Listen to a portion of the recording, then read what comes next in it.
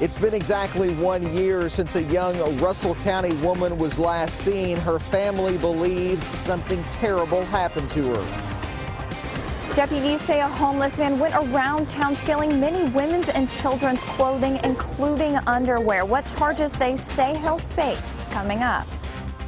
Travelers heading out of the country may have trouble with their passports in some European countries.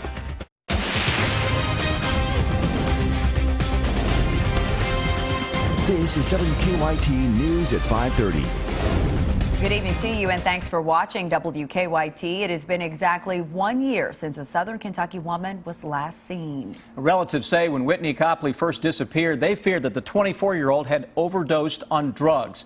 Now her sisters say they think something else happened. WKYT's Phil Pendleton has more on their search for answers in our top story at 5:30.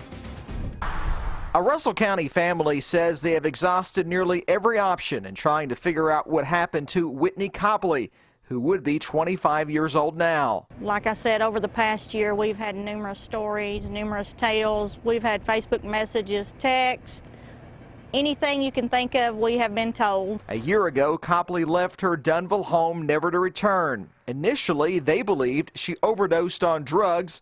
Those with her got scared, dumped her body, and fled. But now they think something much more sinister happened. My gut feeling is Whitney was murdered. We will find out who did it, no matter what it takes. Copley has a large family and is the mother of 8 and 2-year-old girls. Her sisters don't have much hope that she is still alive. The 8-year-old sits down and writes letters and draws pictures every night of her mother. She deserves to know what happened. And a prayer vigil to mark the 1-year anniversary since Whitney Copley was last seen will take place this Saturday night at the Russell Springs First Baptist Church on East Highway 80 in Russell Springs. In Russell County, Phil Pendleton, WKYT. Kentucky State Police in Columbia are working the case. They have told us that they consider Whitney Copley a missing person, but have not released much more information on the case.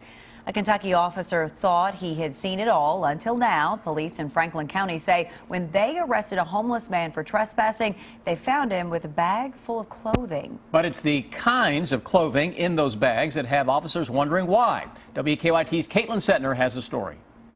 You know, nothing surprises me anymore. Nothing. That was until now. You think you see it all, and then you get something like this. Sheriff Patton Melton is baffled after the officer's most recent arrest. Why does a grown man need women's undergarments or a cheerleading outfit? Deputies got a tip that a Franklin County man had been stealing ladies' and young girls' clothing. They checked it out and say they found William Courtney camping out underneath a bridge with bags full of not just clothing, but ladies' and young girls' undies. They put him in handcuffs for criminal trespassing.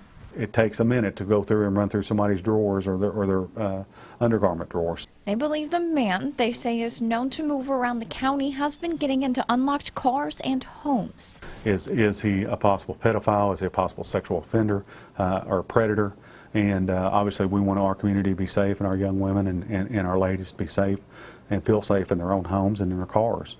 The sheriff's office is working with neighborhood associations to figure out how many victims there are. But the crime has him warning everyone to lock their doors so they don't fall victim to these crimes of opportunity. They say this guy and many others aren't breaking into cars and smashing in windows. They're simply opening doors. We've seen things happen in our nicest neighborhoods to some of our not so nice neighborhoods.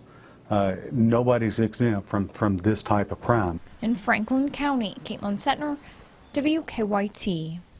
Courtney is charged with criminal trespassing, but Sheriff Melton says he could face more charges.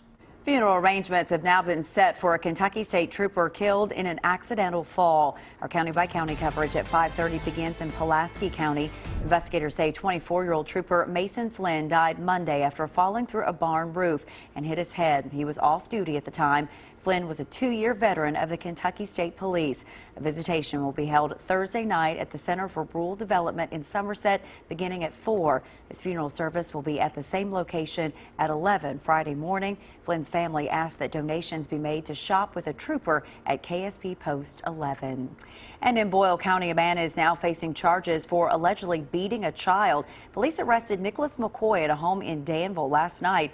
According to his arrest citation, police say McCoy hit a 9-year-old child repeatedly with a belt.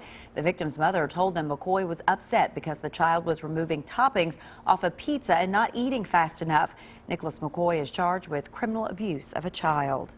Temperatures continue to drop as another round of showers and thunderstorms move through the bluegrass. Let's check in now with our chief meteorologist, Chris Bailey, with an early look at the forecast. Chris? Cold front is on the move, Sam, and it is right on top of eastern Kentucky now. And the temperature difference kind of staggering. London, 80. Moorhead, Frankfort, Lexington, upper 50s. And it is raining hard in Lexington. Rains are starting to ease a bit here across the capital city of Frankfort. Here's your Defender Radar Network. Big band of rain across the bluegrass region. Look at that thunderstorm complex heading toward the Ohio River. So we may try to get it on some of that a little later on this evening, but that band of rain is right along our cold front and actually behind the front, if you want to get technical about it. Flemingsburg getting in on rain, Maysville, Cynthiana, Carlisle, into Winchester, Paris, Georgetown, Lexington, and Versailles. Frankfort, though, back edge of this band, maybe see a peak or two of sunshine over the next hour and change. Lexington, yeah, not so much. Got some heavy rains that will likely continue for the next at least hour or so, then a break. That extends, by the way, toward the south. Just now getting into parts of Madison County, Estill County, that's not too far behind. Lancaster, Stanford, Lincoln County, back toward Lebanon with some light to moderate rains as well. And that continues to inch, and I mean inch its way into Liberty and Columbia. Though I broaden out the view, look at that band of thunderstorms, southern Indiana. Cold front is now southeast of us, but that big low is spinning right on top of the Ohio Valley. That bad boy will spin into Kentucky over the next few days, and we'll track that and let you know what it means with a new hour-by-hour forecast in just a few minutes. Chris, thank you. A pioneer from WKYT's early days of broadcasting received a special honor on Capitol Hill today. Representative Andy Barr recognized decorated World War II veteran and former WKYT weatherman Frank Faulkner. During Faulkner's long and illustrious career, he received various awards both nationally and locally for his unique approach to weather forecasting. This year, on his 93rd birthday, June 16th was declared Frank Faulkner Day by the city of Lexington, Kentucky, honoring his years of service on radio, television, and as a World War II veteran. Over the years, Faulkner earned the nickname Fearless Frank Faulkner. Congratulations. The Kentucky Lottery has changed the way students apply for its need-based scholarships and grants. In the past, students have had to wait until January 1st to apply for the money. But new rules mean that students will now be able to apply starting this Saturday, which is October 1st. If you wait until the old deadline of January 1st to apply for this money, there's a very good chance that it's all going to be gone. There have been some years that the money has been in such demand that it's literally run out after 5 weeks of opening up our application process. Lottery leaders say the nearly $100 million in scholarships and grants are handed out on a first-come, first-served basis. We have some important information for those of you planning to travel out of the country soon. Some countries may not accept your passport. Clark and Jill Soderlund spent a year planning a European vacation, including a stop in France to see the Monaco Grand Prix. It's sort of a bucket list thing. On the day of the trip, they took this picture outside the airport. But at check-in, everything changed. Get up to the gate agent, and she just looks at our passport, starts shaking her head. The problem, the Soderlunds were traveling in late May and returning the first week of June. Their passports weren't expiring until late August, but many countries in Europe require passports to be valid up to 6 months beyond your return date, a shock to the Soderlunds. It was like being punched in the gut. Travel expert Johnny Jett says countries do this in case of an unexpected stay. Let's say you get in an accident and all of a sudden you're in a hospital for a few months. You know, they don't want to deal with someone who doesn't have a valid passport. Getting a passport renewed can take 8 days. The Soderlunds got lucky. They went to their local passport agency and were able to get a new one in just a few hours. The airline got them on a plane to France the next morning. Just enough time to make the Grand Prix in Monaco. The State Department's U.S. passport site lets travelers enter their international destinations so they can find out how long their passports need to be valid for. That site is www.travel.state.gov. A new Lexington restaurant is using its grand opening to raise some dough for first responders. That story in about 6 minutes on WKYT. I'm Bill Bryant. The presidential candidates are on the move with 40 days to go until the election. And Governor Matt Bevin says it is time to spruce up the state capitol. The bottom line is ahead. A month after high levels of arsenic were found in the ground along a road in Montgomery County, many people who live there have moved out. We'll have more on that story on WKYT News at 6. After a wild first debate, the candidates are back on the campaign trail with just 40 days to go until the election. Bill Bryant has the details in the bottom line. Good evening. Now 40 days until the general election. The pace is quickening across the country and here in Kentucky, from president to U.S. senator to state races that will determine who controls the state house. There are big decisions ahead. Hillary Clinton campaigned with her rival from the Democratic primaries, Bernie Sanders, today. They are in New Hampshire on a university campus. Sanders has committed to other appearances with Clinton in the coming weeks, where they'll be trying to energize younger voters. Former Republican Senator John Warner of Virginia endorsed Clinton and her running mate Tim Kaine today. Warner, who's a former Secretary of the Navy, called Donald Trump unprepared to be commander-in-chief. Trump has been on the move as well across several states today, holding events in Illinois, Iowa, and Wisconsin. His campaign is celebrating that Republicans have raised more than $18 million since Monday night's debate. In central Kentucky, voters will decide whether to give Republican Congressman Andy Barr a third term in Washington. Congress worked on a deal today to pass a spending bill that would keep the government operating when the fiscal year ends at midnight Friday. Barr will appear with us in October on Kentucky Newsmakers. And we've confirmed his Democratic challenger, Nancy Jo Kemper, for this weekend's program.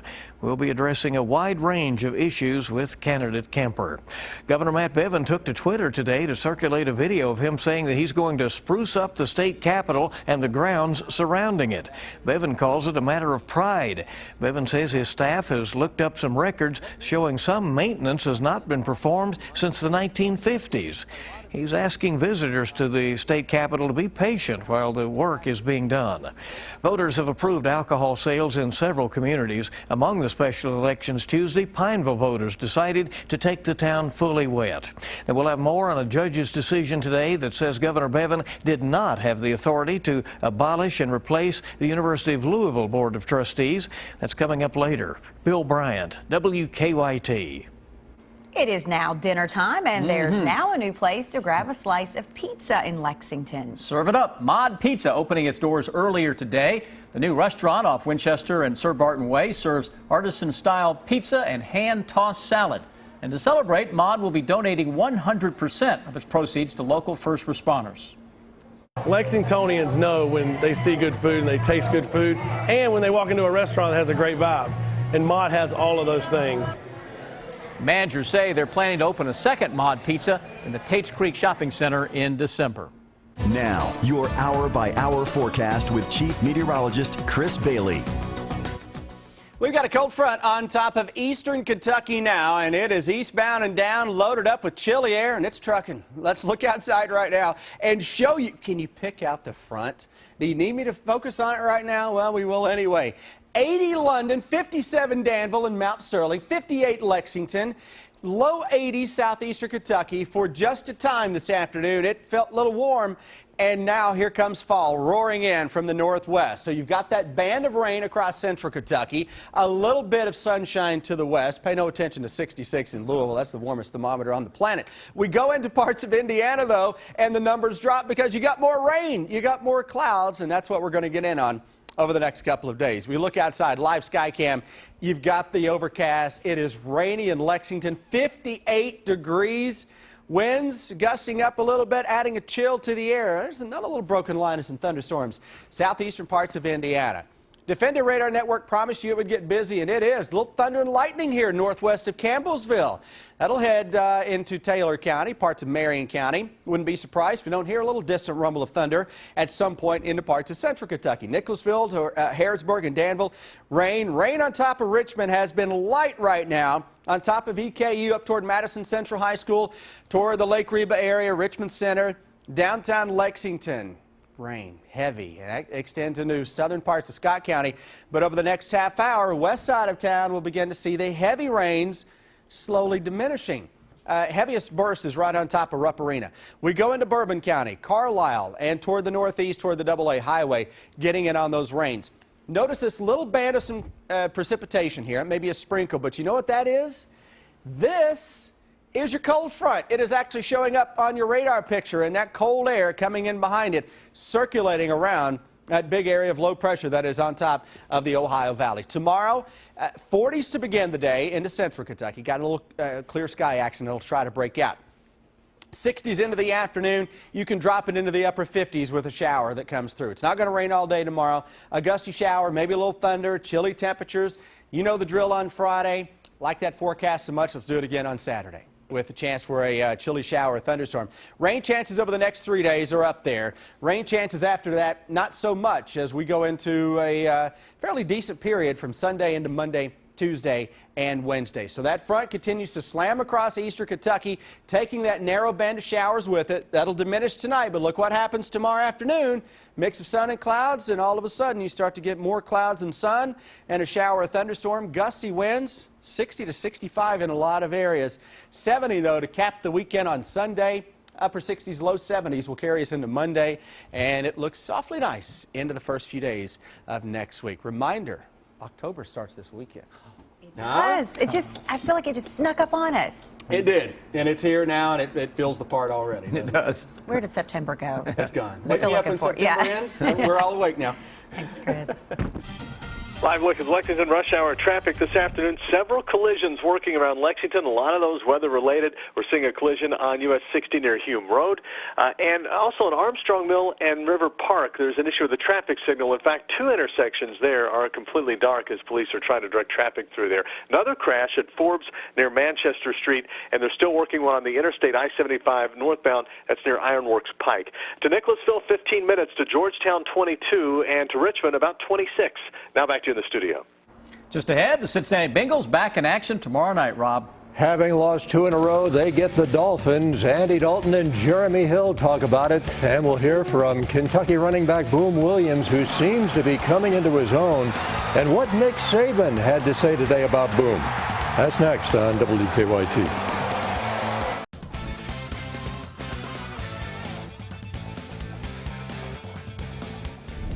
Earlier this week, Mark Stoops talked about how proud he was of Boom Williams and the way he has grown up and matured. Offensive coordinator Eddie Gran said the same thing yesterday. And what Gran really likes is the way Boom has been able to adjust on the field and progress. You know, the biggest thing is one cut back, and we've got to be a one cut back this weekend. You can't go side to side on any of these SEC teams. You know, now I will say this: he can sometimes. Okay, but you got to pick and choose when you do that, and I think you still got to learn to just make sure that when it's not there, stick your foot in the ground and get us 3 yards. He's had a lot of guys that he's put in the next level, so you just got to be able to take coaching.